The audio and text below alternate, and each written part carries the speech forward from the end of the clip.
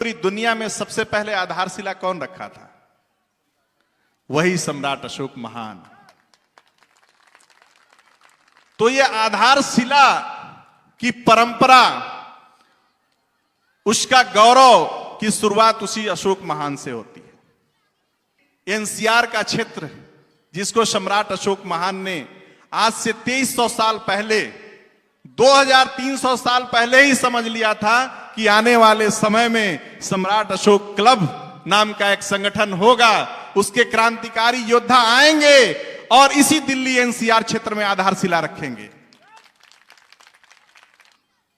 तो उस गढ़ी के अशोक के शिलालेख को उड़ाने के लिए बारूद लगा दिया गया था। जिस समय अंग्रेज भारत में खुदाई कर रहे थे और बुद्धिज्म की कुछ चीजें उन्हें मिल जा रही थी, तो वो भारत में नहीं रखते थे, क्योंकि उन्हें पता था भारत में जो इसका वारिस है वो क्या है, मर गया है। उनको कि बिखरे हुए विरासत को फिर से मजबूत बनाने वाला, पूरे विश्व समुदाय में बिखरे हुए विरासत को फिर से मजबूत बनाने वाला, छत्तीसगढ़ से दीप निकलकर विश्व भ्रमण को जाने वाला नाम है जिसका जीवन दीप, प्रज्ञा की ज्योति जलाने वाला, प्रज्ञा की ज्योति जलाने वाला। आप आए और आज के विषय पर अपने सारगर्भित विचार, समय का ध्यान रखते हुए जो समय रखा गया है। धन्यवाद सर। अब 2000 साल बाद इस दिल्ली की वसुंधरा पे समय मिला है कुछ बोलने का, तो 5 मिनट में बात कैसे समाप्त हो जाएगी।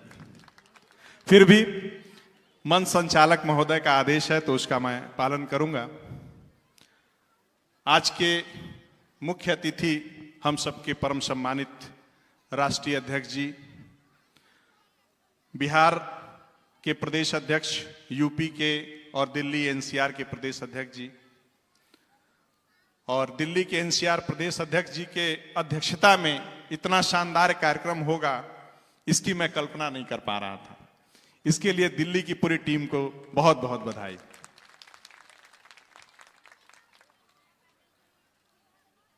जिस आधारशिला की नींव रखने के लिए हम लोग 2000 साल बाद पुनः प्रयास कर रहे हैं, उसके साक्षी के रूप में नेपाल सरकार के पूर्व कैबिनेट मंत्री डॉक्टर केशवमान शाक्य साहब, उनकी धर्मपत्नी, उनके बेटे, उनके समधी, उनका पूरा परिवार, आप सभी लोगों को मैं भारत की तरफ से हार्दिक शुभकामनाएं और आप लोगों का हार्दिक अभिनंदन करता हूं। सबसे बड़ा प्रश्न यह है कि आखिर इस जगह में जो हम लोग आधारशिला रख रहे हैं, और यही नहीं, भारत में कहीं भी किसी बड़े कार्य की शुरुआत होती है तो उसके लिए कहा जाता है आधारशिला रख रहे हैं। कोई घर बनवाता है तो नहीं कहता है मैं आधारशिला रख रहा हूं, कहता है क्या? हमारे यहां छत्तीसगढ़ में तो नहीं कहता है। लेकिन जब कोई बड़ा कार्य हम लोग करते हैं तो कहते हैं आधारशिला रख रहे हैं। और सबसे पहले भारत में ही नहीं, पूरी दुनिया में सबसे पहले आधारशिला कौन रखा था? वही सम्राट अशोक महान। तो ये आधारशिला की परंपरा, उसका गौरव की शुरुआत उसी अशोक महान से होती है।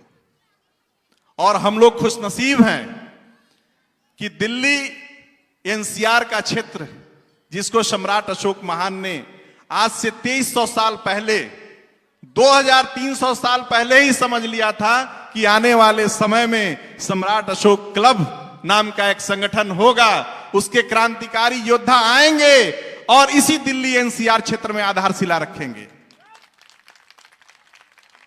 इसीलिए उन्होंने गढ़ी अभी लाजपत नगर के पास एक जगह है गढ़ी गांव, वहां पे एक छोटी सी पहाड़ी है, मुश्किल से 2 मंजिला पहाड़ी होगी।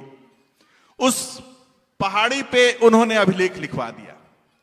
अभिलेख तो लिखवाया, इसके बाद समय के साथ लोग उसको भुला दिए, लेकिन समय बीता। आजादी के बाद की बात है, एक राज बहादुर ठेकेदार थे जिनको पत्थरों की तलाश थी। क्योंकि राजस्थान से पत्थर ले आने में दिल्ली में किसी भी कंस्ट्रक्शन के लिए बड़ा महंगा सौदा था।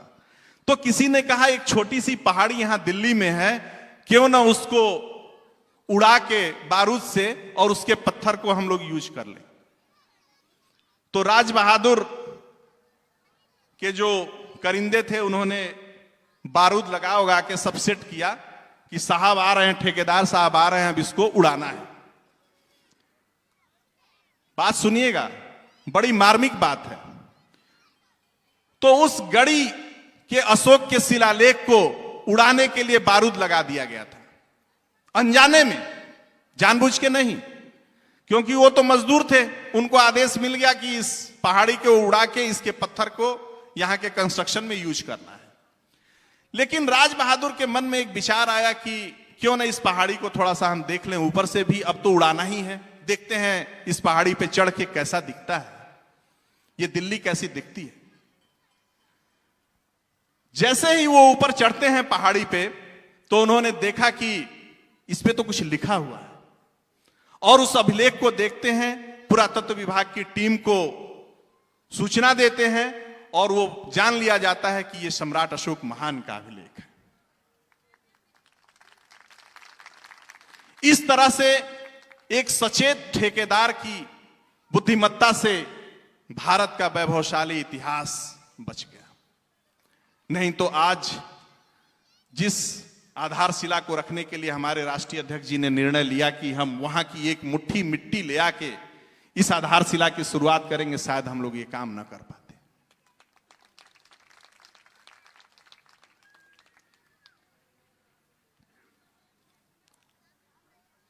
अभी एक बहुत बड़ा दिल्ली में आयोजन हुआ G20, जिसकी शुरुआत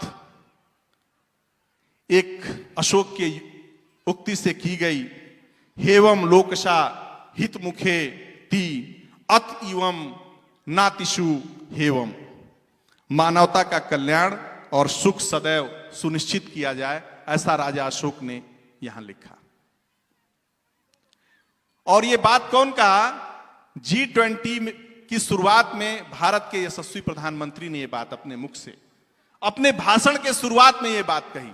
लेकिन शायद आप लोगों ने मीडिया में कहीं सुना, यहां पे हमको लग रहा है 5000 लोग से ज्यादा ही लोग हैं बैठे हुए, बाकी लोग तो टहल रहे हैं। क्या किसी ने इस बात को मीडिया में सुना? किसी ने नहीं सुना, सब लोग हाथ हिला रहे हैं, मैंने भी नहीं सुना।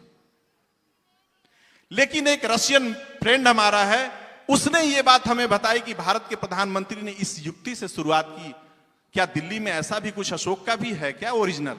क्योंकि उनको भी नहीं पता था। हमने कहा हां है। तो भारत की बहुत सी चीजें जो दुनिया के लोग जानते हैं, मसलन हमारे आदरणीय नेपाल के मंत्री जी जानते हैं, श्रीलंका के लोग जानते हैं, या दुनिया के कई देशों के लोग जानते हैं, भारत के लोग अभी अनभिज्ञ हैं। तो यह भी आवश्यक है कि हम दुनिया के लोगों से जुड़ें।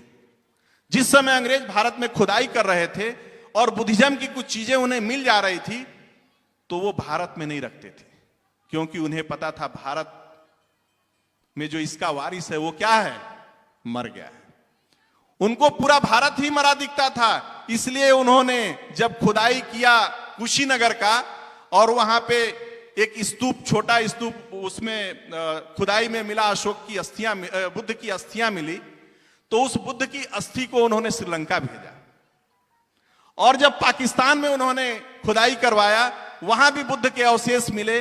अभी वहां पे हमारे डॉक्टर केशव मान साके साहब गए थे, शायद ये हिस्ट्री पता नहीं इनको जानकारी होगी कि नहीं, लेकिन वहां भी जब खुदाई में अंग्रेजों ने खुदाई किया पाकिस्तान में, तो उन्होंने भी श्रीलंका को भेजा। तो ये भारत के यशस्वी राजा की कमाई थी कि वो जानते थे कि भविष्य में अगर ऐसा भारत के साथ होगा तो हम अपने पड़ोसी इतने अच्छे और इतने प्रिय बनाएं कि उन तक हमारी चीजें संरक्षित और सुरक्षित रहें। उसी की शुरुआत फिर से सम्राट अशोक क्लब कर रहा है कि हो सकता है आने वाले 2000 साल में फिर ऐसा कुछ वही पुनर्घटना हो, तो हमारे जो रिश्ते नेपाल से, श्रीलंका से, चीन से, कोरिया से, जापान से रहेंगे, तो फिर हम जग जाएंगे, फिर यह आधारशिला रखी जाएगी।